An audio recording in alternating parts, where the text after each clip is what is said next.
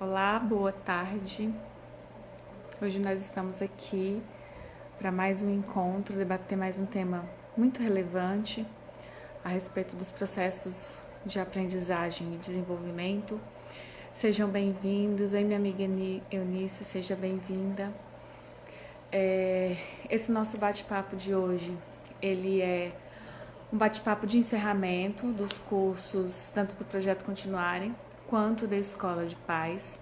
Nós vamos falar um pouco sobre a importância da escola e da família como duas instituições de extrema relevância para o desenvolvimento infantil, né? A gente ouve muito falar sobre a importância da escola, sobre a importância da família, que essas são instituições de base, que o sujeito necessita, né, de uma aprendizagem de base que venha da família, para que na escola a gente possa continuar esse processo de formação do sujeito. Então, a gente já ouviu várias máximas, né, relacionadas a isso.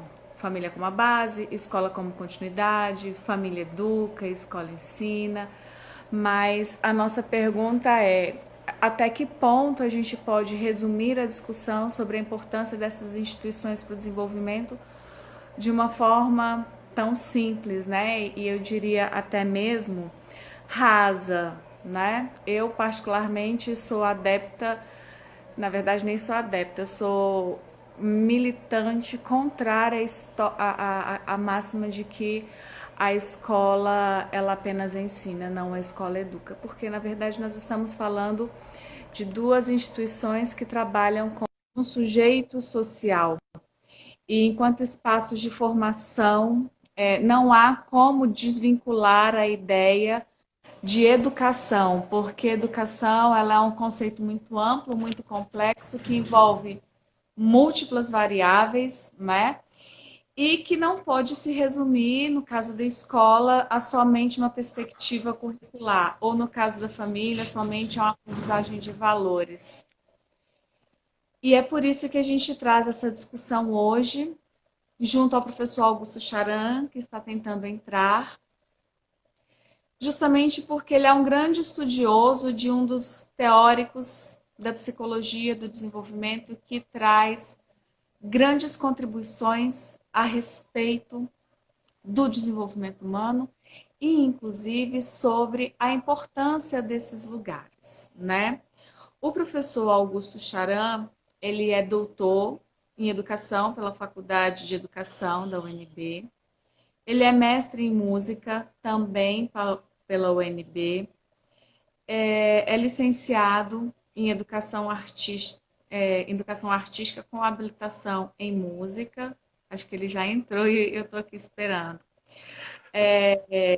Técnico em violão, trabalha com educação musical, né, na escola de música. Olha que importante, ele participou da redação do nosso atual currículo em movimento da Secretaria em Educação. E atualmente ele é professor do ensino superior e membro da comissão própria de avaliação do Centro Universitário Estácio de Brasília. Então, ele pode Olá, nos ajudar agora sim a pensar agora esses tá me vendo papéis. aí.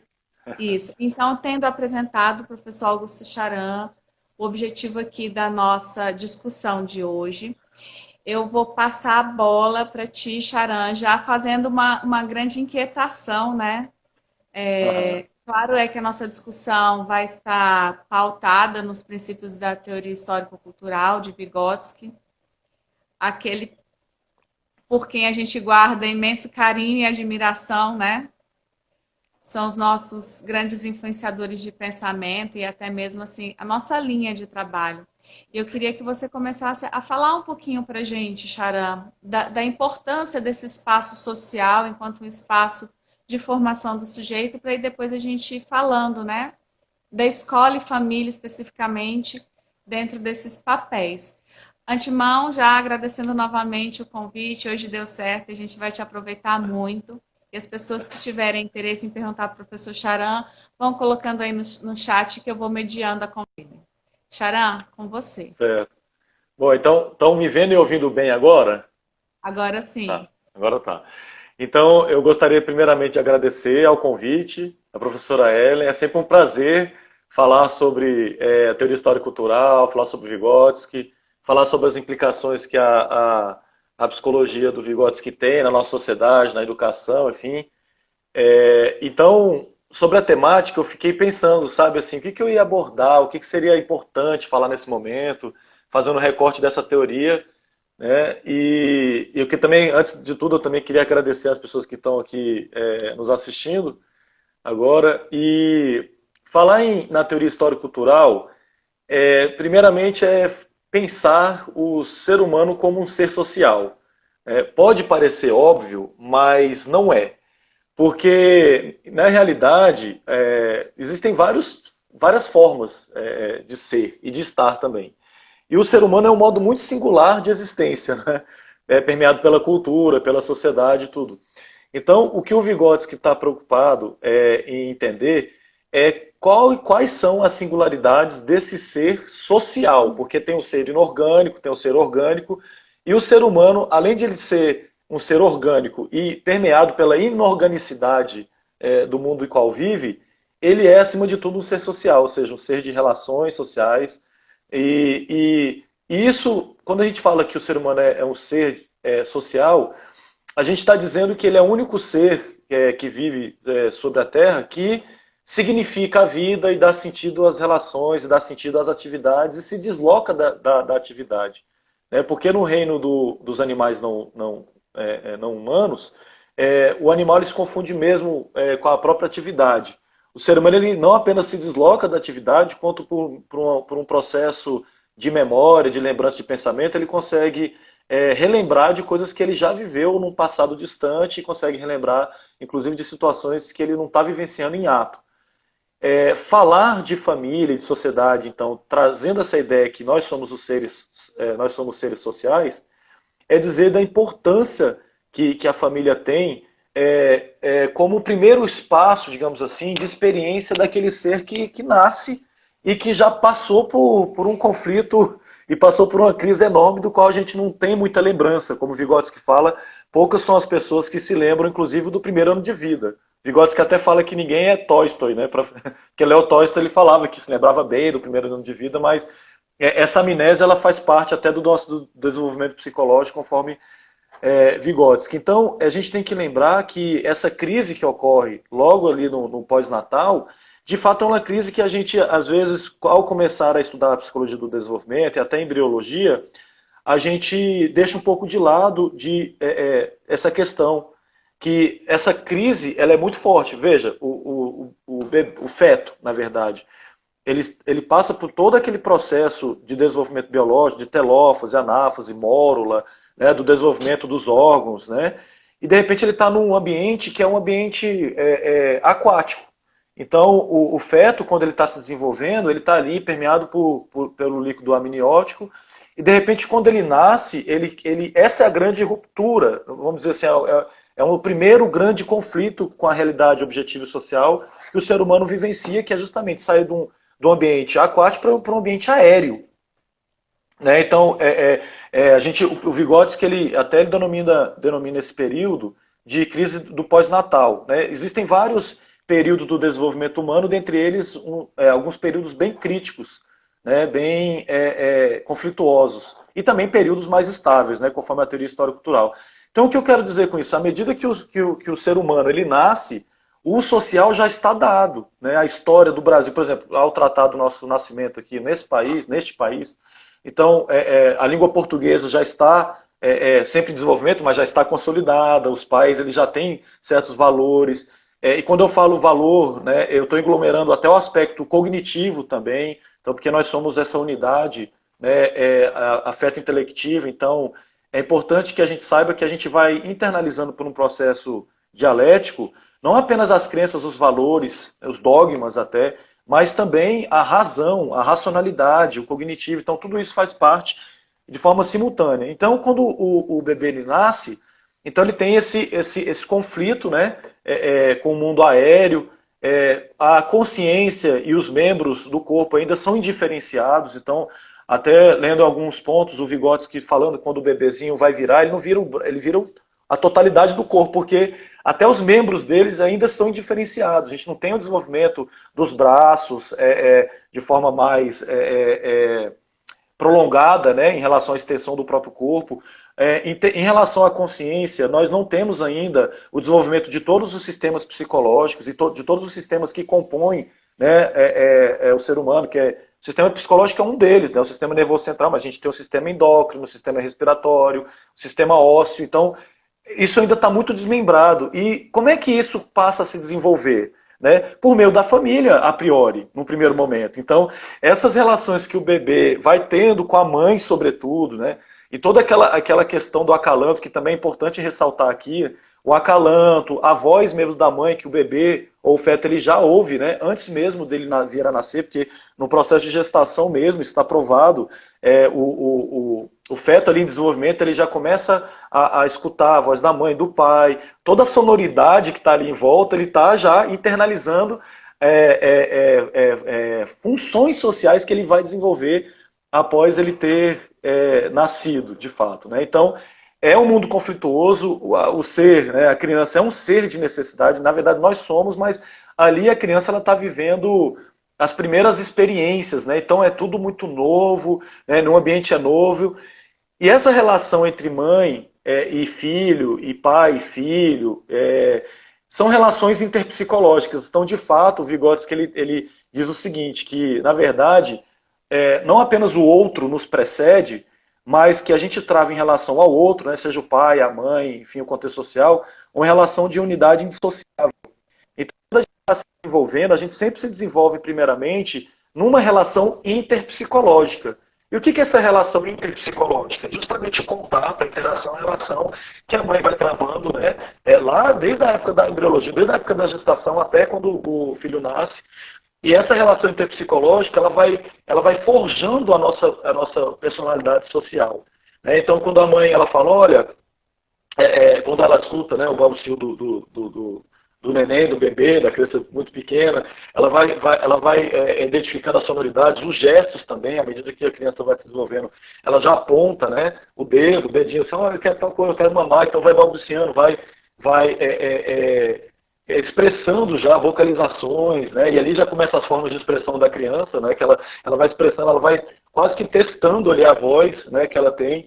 E então, essas relações elas já são tecidas já desde o início. Então, por isso que o Vygotsky fala que nós somos seres sociais desde a Gênese.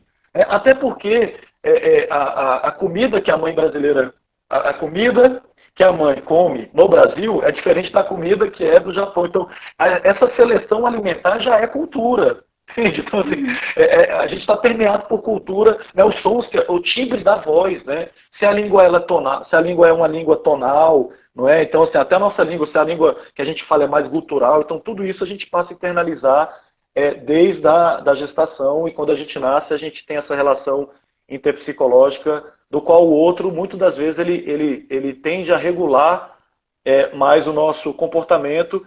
E o adulto, naquele momento, tem um papel fundamental de dar sentido aos gestos, porque, como o Vygotsky fala, o gesto de apontar com o dedo indicador, ele já é quase uma proto-linguagem, porque ali tem uma certa generalização daquilo que a criança está apontando enquanto necessidade.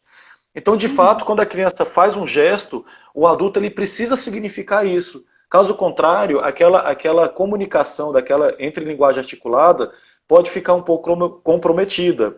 E também eu sempre falo, né, que é importante, mesmo na perspectiva histórico-cultural, que os pais estimulem os bebês, as crianças, conversando bastante, porque esse desenvolvimento da fala ativa, da linguagem articulada, ela já começa desde a gênese social, que é o período em que a gente nasce e vem ao mundo.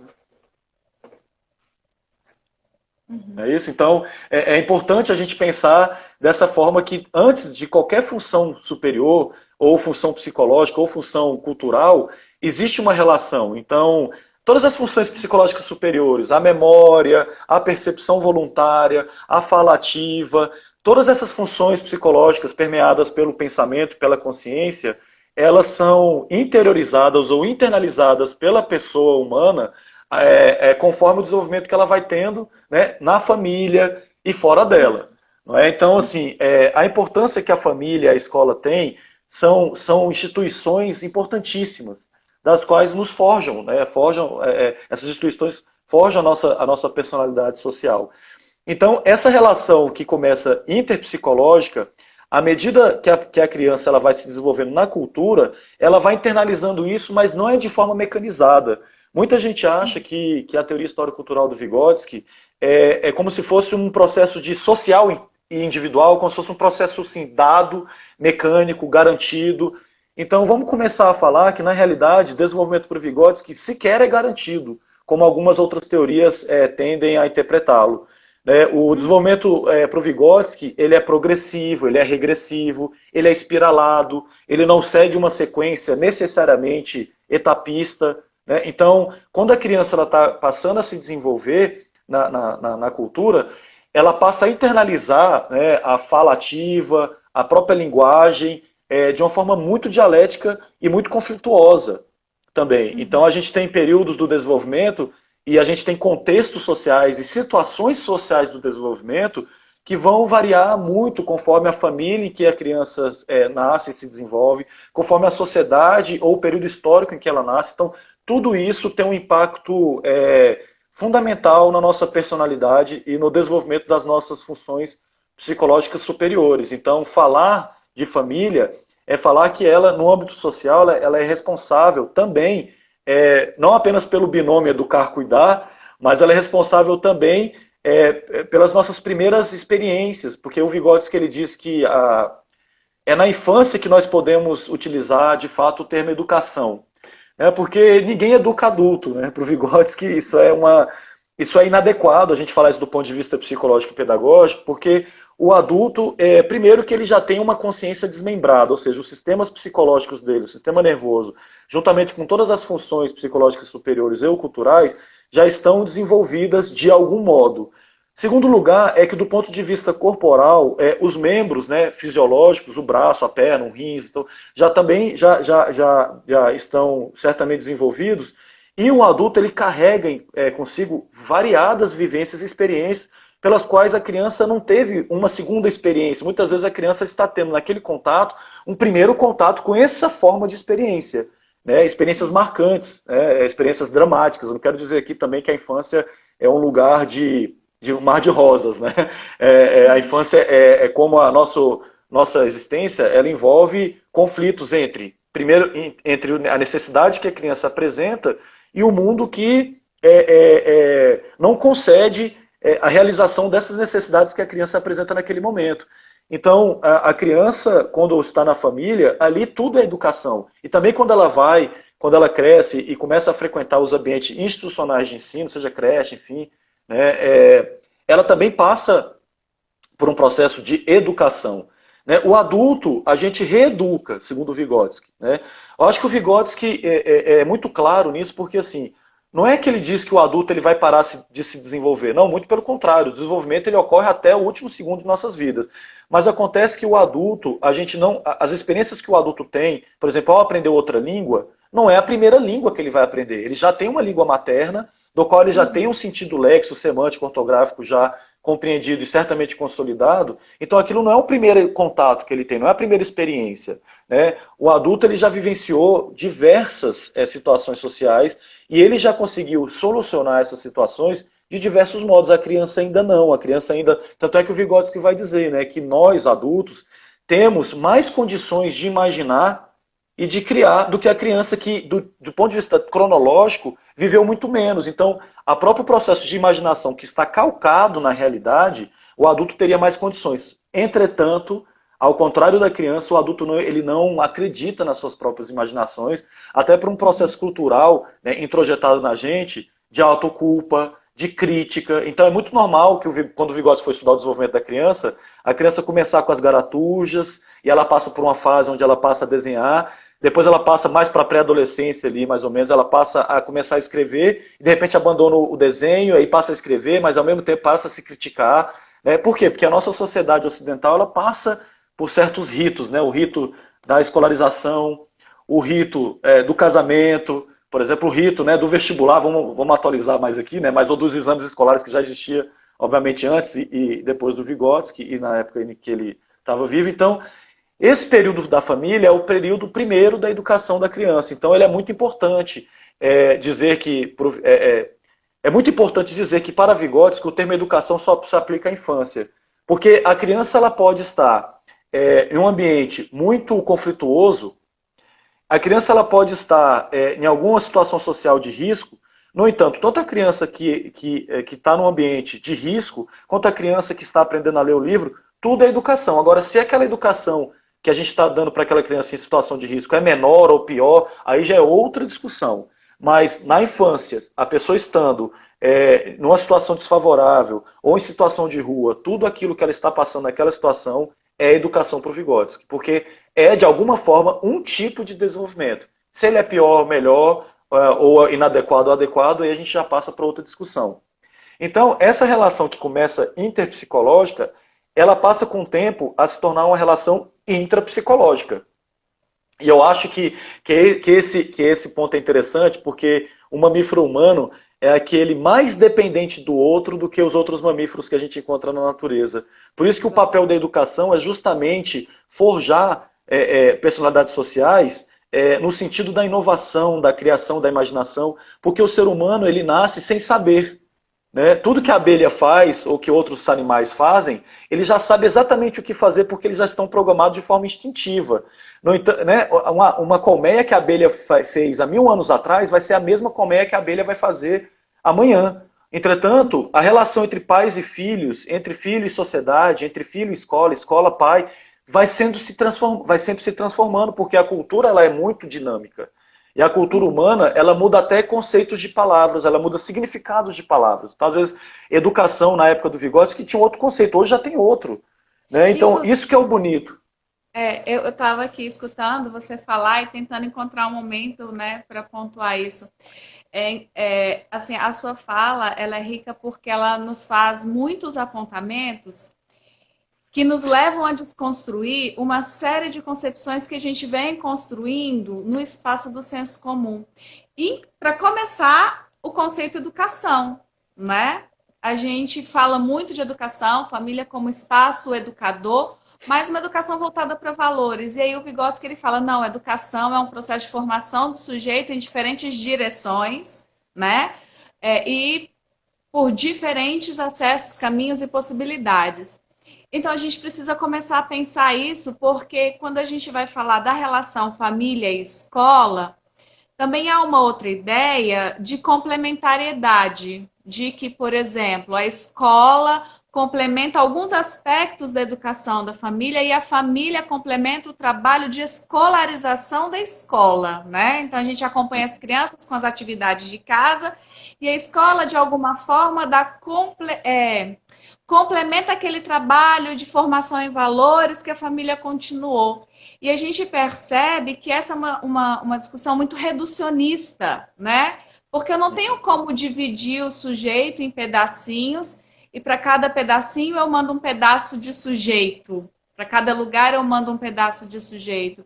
Então, é uma outra ideia que a gente precisa desconstruir para ressignificar e reconstruir é a noção de complementaridade dessas instituições. Não é uma relação complementar, é uma relação dialética, né? Uhum. Em que a formação do sujeito ela é contínua, ela é atravessada por diferentes valores e ambas as instituições estão trabalhando no mesmo caminho para a formação desse sujeito integral, né?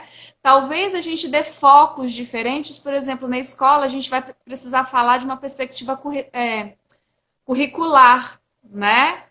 Mas não necessariamente a família introduziu esse sujeito no mundo conceitual de conhecimento só quando levou essa criança para a escola. Olha o que você fala sobre o desenvolvimento das funções psicológicas superiores. Como a gente vai introduzindo esse sujeito no mundo de cultura, no mundo já conceitual, no mundo linguístico, né? Então, esse trabalho de escolarização começou muito antes de a escola pensar em se estabelecer na vida do sujeito. Então, eu queria chamar a atenção na sua fala, né? Que para mim isso é muito provocador e é algo que eu gosto muito de reforçar com as pessoas. Quando a gente está num bate-papo, né? Qual é o papel de cada uma dessas instituições? Não é complementar, E, inclusive, a gente precisa ressignificar a palavra educação, o sentido do que a gente tem por educação. Aham. Olha, é muito interessante isso, é uma questão muito complexa, do qual nos cabe, quanto educadores, professores, docentes e pessoas estudiosas da psicologia, estudar e aprofundar. Porque o que eu acho é o seguinte, recentemente eu li um livro, não me lembro agora se é Escola e Democracia, Democracia e Escola, mas é Filosofia da Educação do John Dewey. É um grande tratado sobre educação que o John Dewey ele fez. E o Vygotsky e a educação da então União Soviética, da época do Vygotsky, se embasou em alguns pontos no pragmatismo do John Dewey, que é um educador norte-americano muito famoso e muito importante para a gente pensar também a educação, porque ele teve um papel fundamental até no movimento da escola nova, etc. Então, a gente percebe que o Vygotsky ele tem um conceito de educação muito amplo, que não cabe ainda na nossa sociedade. Eu faço uma crítica, assim, agora, nesse momento, que eu percebo que não é só, não estou citando aqui o Brasil, eu não vou citar um país, ou uma escola, ou várias escolas, ou um programa de educação, mas aqui eu faço uma crítica daquilo que eu tenho percebido quando eu leio os textos que tratam do Vygotsky mundo afora. É que, às vezes, as pessoas querem aplicar, né, uma convicção de educação em determinado ambiente. Eu acho muito problemático, porque como é que a gente pode aplicar como se fosse um manual, por exemplo, a teoria educativa do John Dewey, ou Paulo Freire, ou do Vygotsky, ou do Piaget, ou Freinet, Froebel, não sei, Comênios. Então, mas na verdade essas teorias fazem com que a gente repense, né, reflita a nossa prática, reflita justamente isso que a gente está tentando fazer aqui, né, refletir sobre o que seria então a educação. Então, para o Vygotsky é muito claro que a educação, e ele escreve isso ipsis literis, é que a educação é a própria vida. Então, isso dá naquela época, sobretudo, era um pouco revolucionário essa ideia, porque a gente tende, e a gente entende até hoje, tem resquícios dessa lógica escolarizada de pensamento, de que a educação seria sinônimo de escola. Né? Então, como você bem falou, quer dizer, todo esse processo de educação, ela já começa na família, né? A criança, quando ela adentra a escola, ela já tem algumas experiências. O Vygotsky mesmo é uma prova disso. Ele entra na escola com 15 anos de idade. 15 anos de idade ele entra no ginásio. Então, antes disso, é claro que ele teve professores, tutores particulares, mas até o estudo biográfico da vida dele vai dizer que a mãe dele teve um papel fundamental na educação dele, ensinando hebraico, ensinando a língua russa, ensinando uma série de questões. E aí, quando ele entra no ginásio, ele tem, né, ele é considerado um aluno literalmente medalha de ouro. Então, ele ganha a medalha de ouro de ser o melhor aluno da escola até então, da escola onde ele estudou até então. E aí, esse educador que a gente fala, né, ou esse psicólogo, esse pensador, esse filósofo chamado Vygotsky, quando ele vai tratar daquilo que para ele seria educação, ele vai dizer, olha, a educação é a própria vida.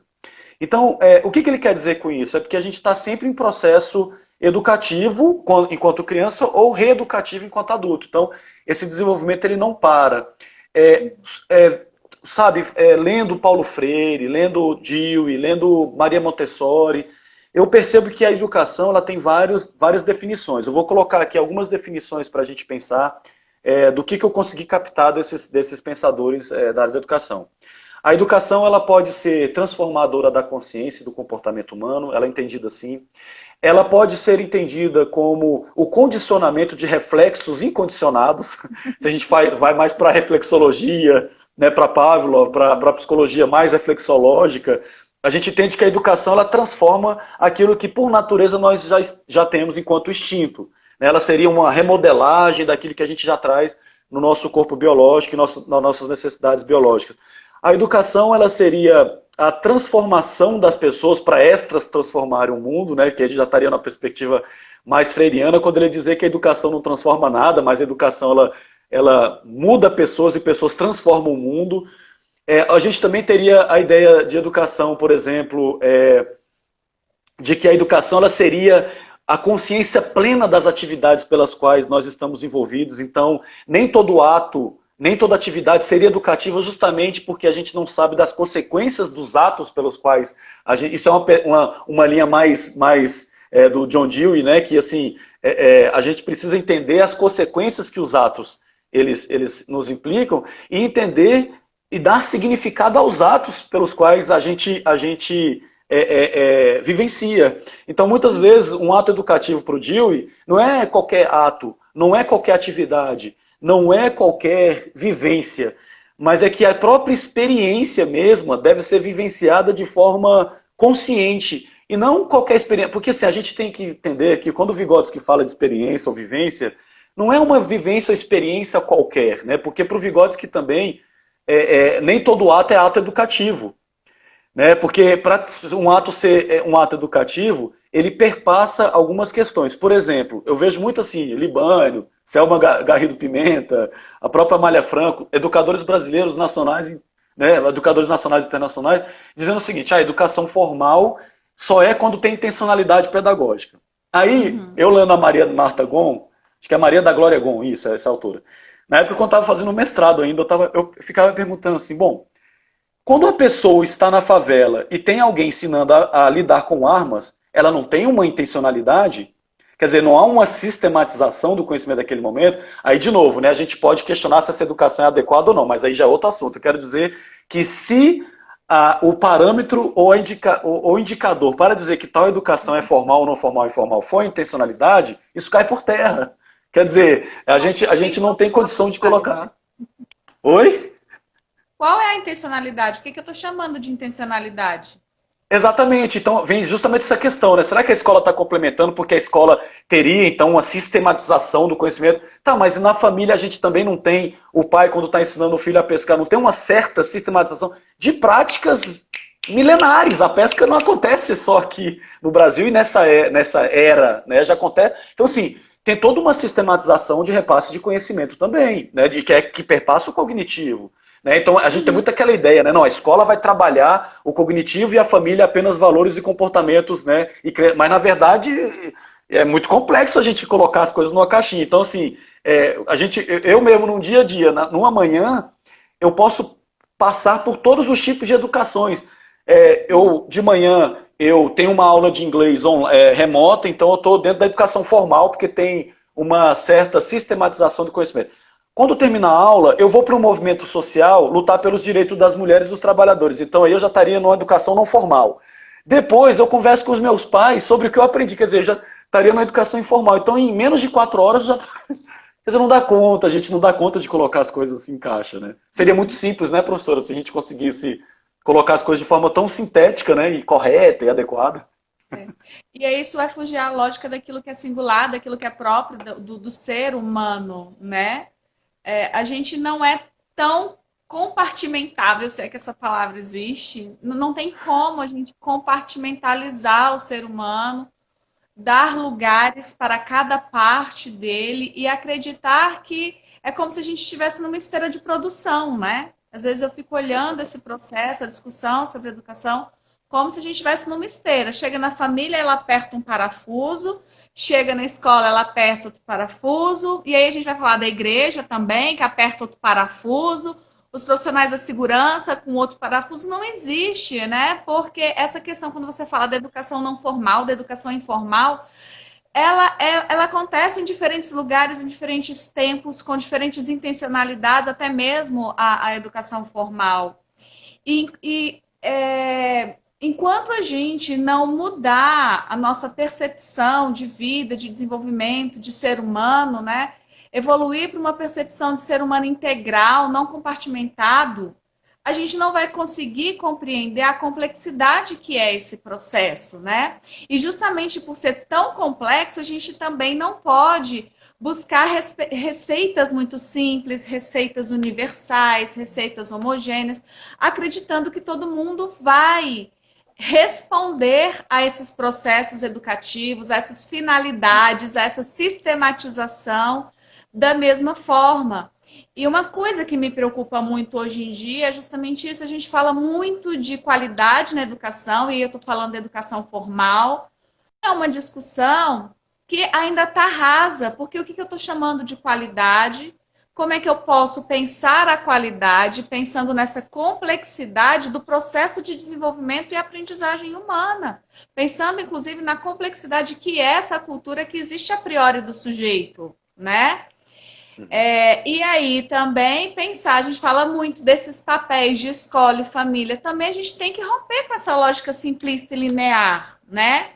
Porque senão a gente não consegue evoluir para aquilo que a gente pretende, que é de fato uma educação, e aí lembrando que educação de qualidade não é aquilo que se faz somente no espaço da escola, uma educação dialética, uma parceria efetiva entre as instituições, em que a gente possa estar dialogando, mesmo que de lugares de saberes diferentes, mesmo que de experiências diferentes, mesmo que convicções teóricas diferentes, que a gente possa conseguir dialogar e fazer com que essas diferenças se tornem o cerne mesmo dessa discussão e possam promover, né? Possam agregar a toda essa complexidade, porque como é que a gente vai falar de educação nessa perspectiva complexa que você está trazendo, muito complexa, e eu gosto muito dessa sua fala, né?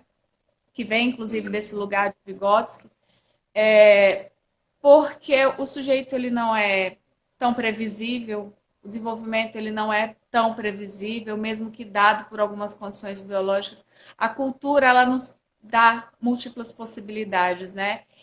E a gente precisa começar a considerar isso nas nossas concepções, primeiro, para depois a gente poder chegar a um espaço de transformação de prática, para tentar começar a caminhar nessa transformação social que a gente quer, porque a gente quer transformar o mundo a toque de caixa, né, Charan? Eu vejo muito isso. Há uma necessidade de transformação imediata, mas a gente não consegue transformar a educação imediatamente porque ela é complexa, ela é multimodal, ela é multivariável e o produto final é o sujeito, é a formação desse sujeito.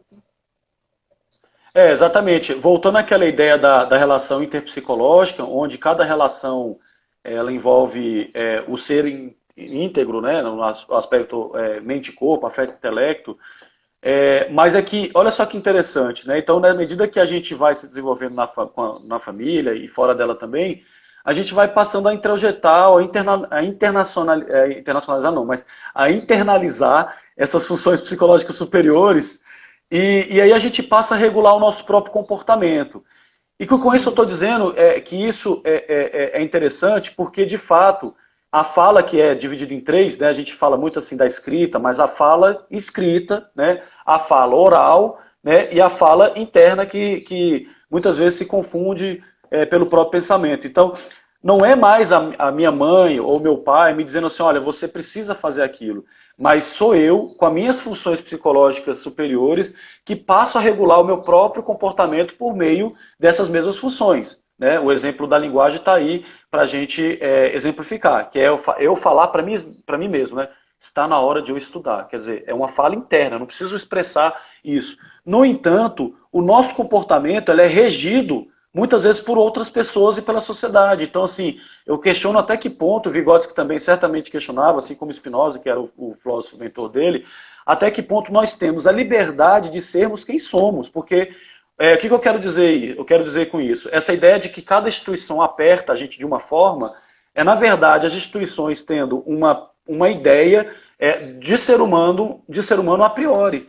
Então, como é que eu vou ter na minha mente, por exemplo, que todo mundo tem que ser avaliado da mesma forma? Como é que eu vou ter na minha mente que todo mundo, dentro do sistema capitalista, tem que concordar com ele? Como é que eu tenho uma sociedade realmente liberta, livre e autônoma, se as pessoas têm que pensar que, na verdade, a economia deve vir primeiro do que a vida?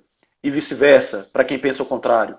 Né? Então, assim, esse comportamento que a gente adquire, não é que a gente adquire, mas que a gente se forja na cultura dessas funções psicológicas superiores que são internalizadas por um processo conflituoso, por um processo dialético, por um processo não garantido, por um processo progressivo e regressivo, como é que a gente consegue, de fato, a liberdade, né, se nós estamos a todo momento respaldados e respaldando instituições sociais, e quando eu digo instituições sociais, eu não estou dizendo apenas só da família, da escola, ou do casamento, ou do dinheiro, eu estou dizendo todas as instituições sociais que existem, Então, acho que a gente tem que fazer uma dura crítica social a essas instituições, né?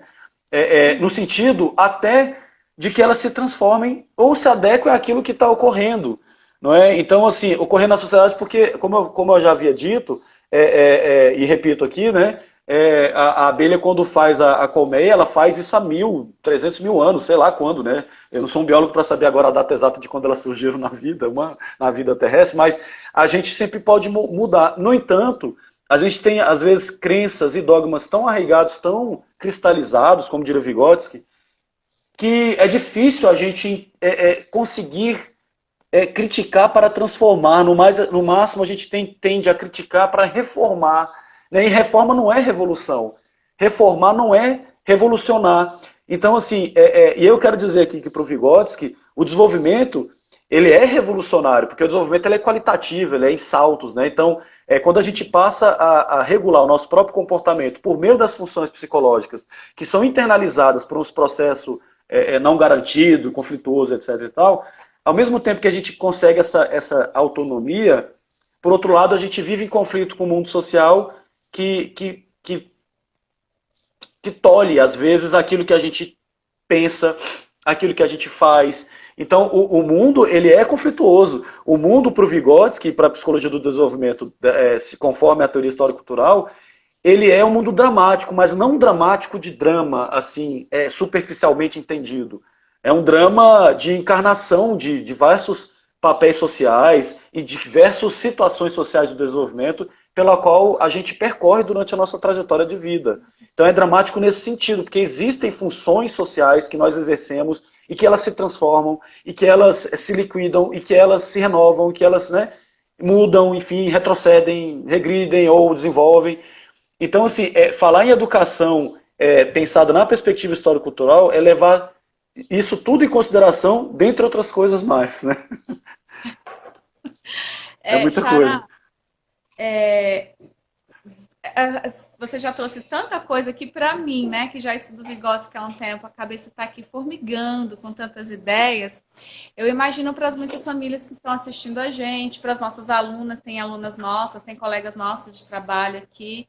Então, nós temos muitas provocações para refletir a partir dessa nossa conversa aqui, né? E a primeira delas é um convite a uma reflexão profunda acerca das nossas concepções que sustentam o ato educativo, seja ele em qual espaço se dá, porque é o que você está trazendo.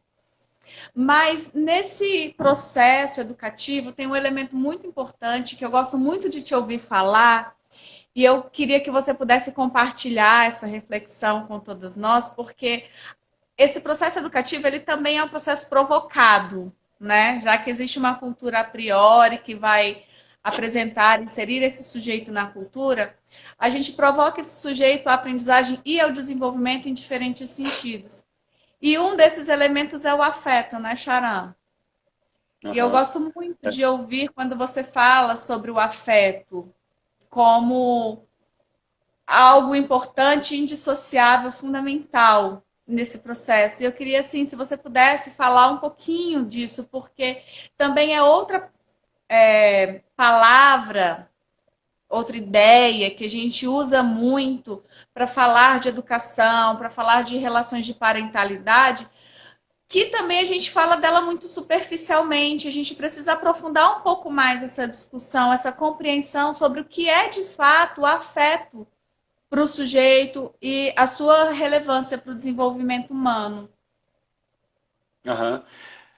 Recentemente eu li um artigo, agora, alguns dias atrás, alguns dias, do Vygotsky conceituando afeto. Eu nunca tinha visto em nenhum texto dele isso. Não conceituando de forma tão direta assim. E ele conceitua o afeto como algo muito forte. Claro que ele... Tá, em alguns tomos dele ele diz que o afeto, o que ele entende por afeto é o que o Spinoza entendia por afeto, que é passagem, né, de maior ou menor potência do corpo e mente, etc. e tal, mas eu não vou entrar nesse quesito, porque eu acho bastante filosófico para hoje. Eu vou entrar num quesito que talvez nos sirva melhor para hoje, para a gente pensar. O Vygotsky, ele coloca o afeto como se fosse um sentimento muito explosivo, como se fosse uma coisa de fato como se fosse um sentimento, uma emoção muito forte, né? E quando ele fala isso, ele não está se contradizendo de forma alguma. Né? Primeiro que assim, o Vygotsky ele não conceitua sentimento e emoção como coisas distintas. Não tem, até agora, eu não tive contato com nenhum texto em que ele fala emoção é isso, sentimento é isso, ou que a emoção é diferente do sentimento. Ele não faz essa distinção, como o Antônio Damasio, por exemplo, faz. Né? O Antônio Damasio, neurologista português, ele faz a distinção. Para ele, a emoção é de todos os seres e o sentimento é algo mais do humano mesmo. O sentimento é uma transformação das emoções no humano. Vygotsky ele não faz essa separação, não. No entanto, a concepção que o Vygotsky tem de emoção, de sentimento, de afeto é uma concepção muito revolucionária. Por que eu falo isso? Uma vez perguntaram para o Vygotsky o que era a vida. E o Vygotsky falou assim, olha, a vida é o céu, a vida é a vida. Eu estava esperando até uma resposta muito assim, espinosista, assim, uma resposta muito profunda, porque ele é um autor muito profundo, talvez o mais profundo que eu tenha tido contato.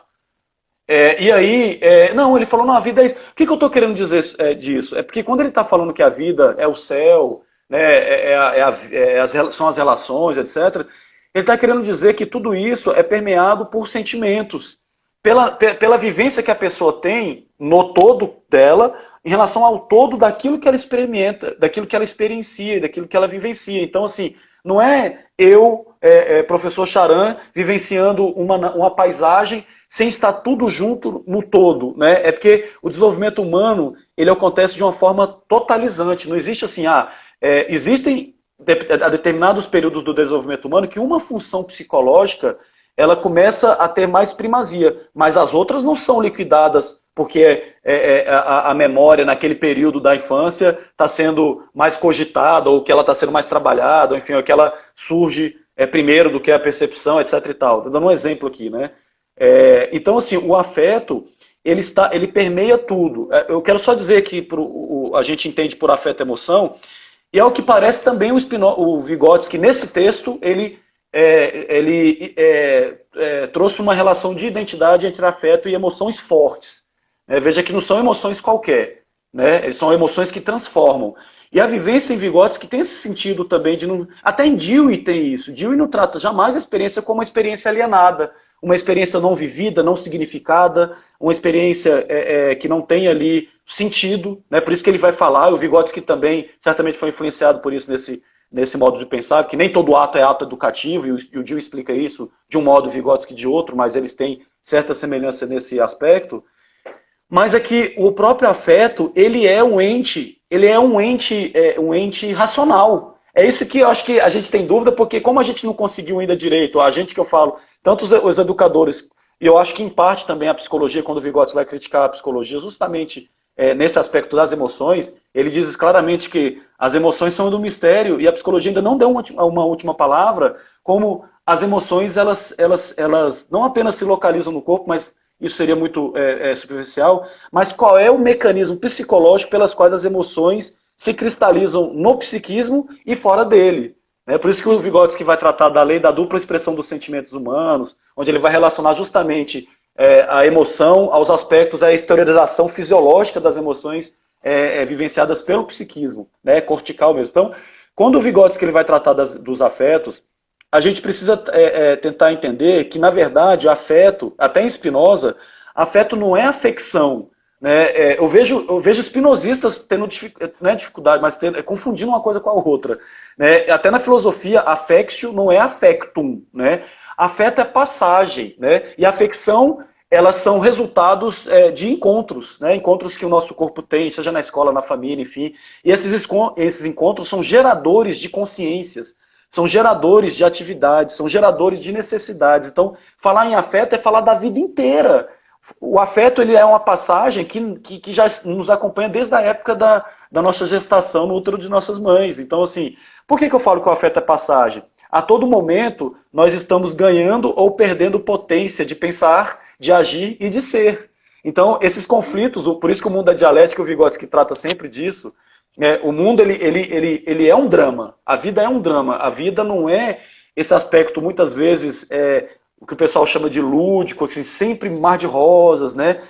Sempre feliz, não, pelo contrário, a vida ela nos implica, ela nos convida a assumir durante a nossa trajetória de vida, várias e várias funções sociais, e essas funções sociais, por sua vez, têm também determinadas leis sociais, que essas leis vão fazer o quê com o nosso desenvolvimento para Vygotsky? Que elas vão condicionar as nossas leis biológicas. Então, na verdade, o Vygotsky ele faz uma inversão e é uma crítica profunda a psicologias biologizantes, quando praticamente compreendem o ser humano como se fosse mais um animal do reino animalia, do qual ele pode ser muito bem adestrado, pode ser muito bem ter um comportamento muito previsível na prática e na teoria isso não acontece, né? Então, até o afeto ele é um ente intelectual. Então, conhecimento é afeto. Né? Conhecer é afeto. Estudar é afeto. Você compreender o mundo de outra forma, por outro postulado filosófico, também é afeto. Afeto não significa necessariamente emoção, sentimento. Afeto é passagem. Eu sempre costumo dar o exemplo do Deleuze, né? Quando ele fala no livro dele que o afeto é mais ou menos isso, né? Tá um quarto escuro, a gente entra no quarto, ali não tem luz. A escuridão é uma afecção. Quando a gente liga a luz é outra afecção. O afeto é a passagem da escuridão para a claridade. É uma passagem, não é um... Por isso que é muito fluido, né? Não tem aquele assim, momento afeto, aí congelou, né? Isso são sentimentos, emoções. Aí a gente deveria, até no ponto de vista psicológico, pesquisar mais essas definições, pesquisar nos textos antigos, talvez lá dos primeiros, do Galeano, do pessoal lá da antiga Grécia, que começou a tratar da teoria dos humores, né, da teoria dos temperamentos. Quem sabe a gente consegue. E o Vygotsky também traz isso nos livros dele. Mas eu acho que talvez a gente poderia se debruçar mais sobre isso, né? Tentando determinar mais ou menos o que seria uma coisa ou outra, para que não haja essa relação de sinonímia entre o afeto e emoção. Ótimo. Por exemplo. Como sempre, né? Quando a brincadeira tá ficando boa, ela tem que acabar, porque a mamãe chamou. O nosso tempo está se encerrando, até porque nós temos outros compromissos profissionais. Mas o objetivo desses bate-papos que eu sempre promovo com as pessoas não é trazer respostas prontas. Já diria uma grande mestra nossa que a gente aprendeu com ela, né, de não dar respostas prontas, mas provocar e deixar a pessoa ali no estalo, pensando.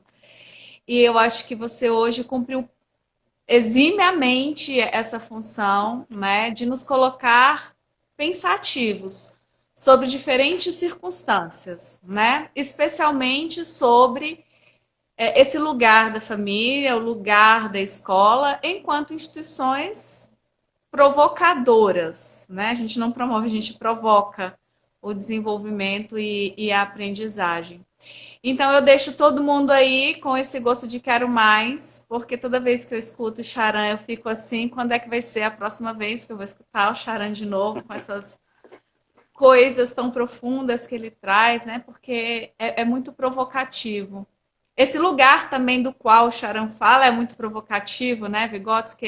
Ele nos mobiliza muito a pensar os processos de desenvolvimento e de aprendizagem.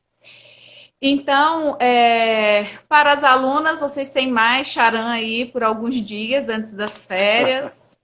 Para a gente fica aqui esperando a próxima oportunidade, acompanha o professor Augusto Charan, aí pelos trabalhos que ele desenvolve, vocês vão ter a oportunidade de escutá-lo mais, né? Ter os saberes compartilhados e serem provocados ainda mais. E aí, Charan, quero te agradecer por esse momento, eu sei que não está fácil para todos nós estamos cheios, né? De demandas nesse novo momento de teletrabalho, de aulas remotas, mas você muito gentilmente se dispôs a estar com a gente finalizando esses 2 projetos tão importantes, vindo falar tanto para as famílias quanto para os nossos colegas da educação sobre a educação, sobre os nossos papéis na formação das nossas crianças, tá certo? Então, muito obrigada de coração e te passo a palavra para você finalizar. Certo. Gente, eu também te agradeço, professora Ellen. Acho que aqui a professora Patrícia Pederive está aqui, que foi minha ex-orientadora e é amiga do doutorado, que me iniciou nos estudos aí do Vygotsky, né? Quero agradecer a presença da professora Patrícia Pederive nesse momento. Agradecer o seu convite, é sempre muito bom dialogar contigo, sempre muito proveitoso, eu também aprendo bastante com os nossos diálogos. E então a gente, quem sabe a gente deixa para um próximo encontro aí, né? Quem sabe as pessoas que estão aqui possam ter essa oportunidade de dialogar conosco também. A gente tem mais tempo também para dialogar com essas pessoas que estão aqui. E é isso. Muito obrigado, te agradeço demais. E vamos, né? Sigamos. Sigamos. Então, obrigada, Charan, novamente. Obrigada a cada um de vocês que esteve aqui hoje nesse nosso momento de partilha, de troca, de construção coletiva, que é para isso que eu construí esse espaço, né? Para que a gente possa seguir juntos, caminhando sempre no bem comum das crianças, pensando em como a gente pode, enquanto adultos, provocadores da aprendizagem e desenvolvimento, buscar não o ideal, né? Mas tentar a cada dia possibilidades melhores para as nossas crianças. Muito obrigada a todo mundo. Charam, muito obrigada. Um grande abraço para a Patrícia. Não sei se ela lembra de mim, mas a gente estudou junto, eu ao mestrado e ela no doutorado. Um grande abraço para todo mundo. Charam, brigadão de novo. Tchau, Obrigado, até tchau, mais, gente. gente. Boa tarde. Tchau, Até a tchau. próxima. Tchau. Tchau.